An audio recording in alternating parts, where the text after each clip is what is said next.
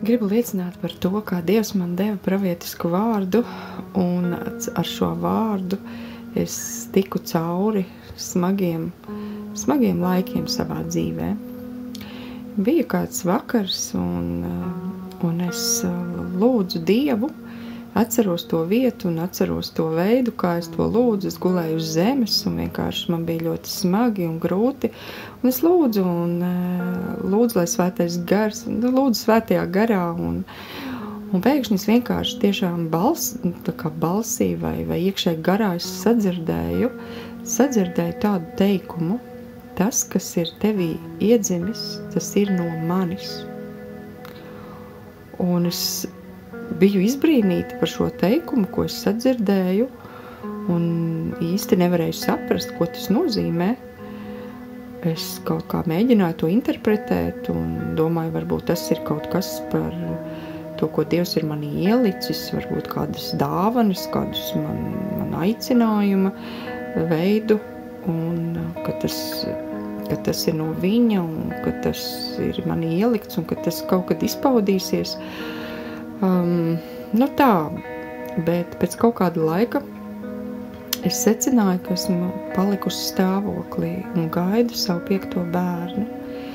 Tas bija pilnīgi visnepiemērotākais laiks, ko es vispār varēju iedomāties savā laulībā.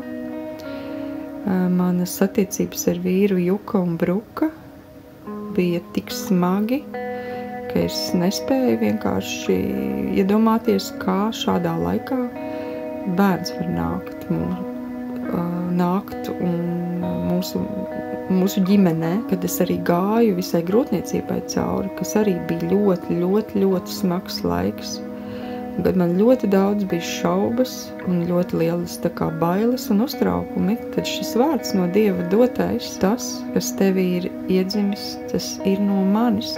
Tas man turēja, tas mani stiprināja, tas mani iedrošināja un ļāva man vienkārši iziet šim grūtajam laikam cauri. Un es piedzemdēju ļoti skaistu un mīļu un jauku meitiņu.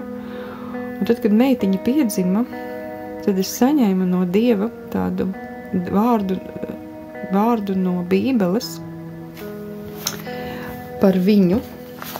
Un tas ir no Lūkas evaņģēlija, kas tika teikts par Jāni Kristītāju.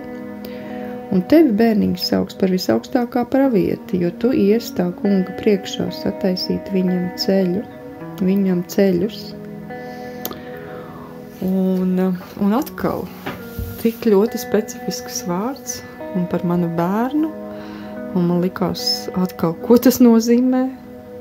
Un ziniet, pēc laika es sapratu,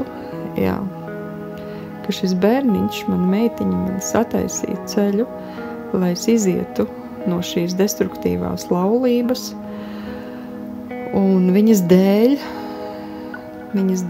es biju gatava šķirties, jo es nevēlējos, lai arī mans bērns, šis jaunākais bērns augtu tādās destruktīvā ģimenē, destruktīvās attiecībās un piedzīvotu to visu, ko man iepriekšējā bērna piedzīvoja. Un viņa bija arī tā, kas sataisīja man ceļu manam tā kā aicinājumam un palīdzēja man tik daudz vienkārši rauties uz āru, rauties,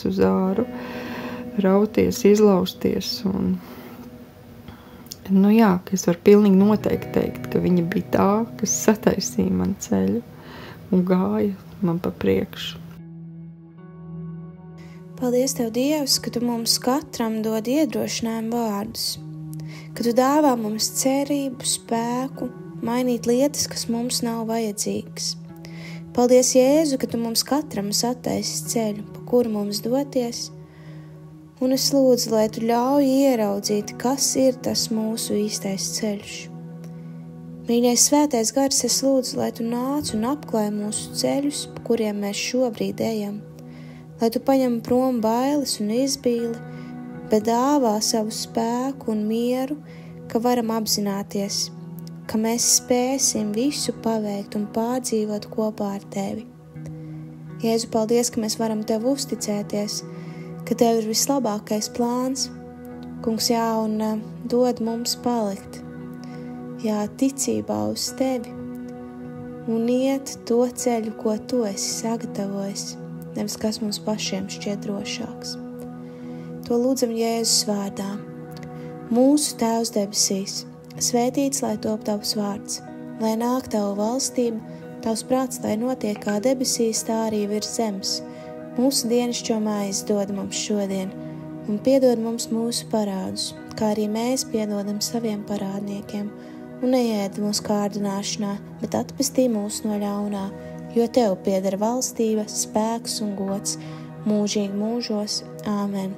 Lai mūs svētī un pasargā visvarenais Dievs Tēvs, Dēls un Svētais Gars. Āmen. Aicinu piedalīties audio liecību projektā Mīlestības ceļš liecībās arī tevi. Ieraksti balsziņās savu stāstu, kā Dievs sevi ir tev atklājis, ko Viņš ir darījis un kā Jēzus ir tev palīdzējis, uzmundrinot, samīļojot, dziedinot, stiprinot. Esi daļa no dzīvā evaņģēlija pasaulē un ieraksti savu audio liecību telefonā, izmantojot balss ieraksta aplikāciju un nosūti to uz e-pastu liecības@gertrude.lv.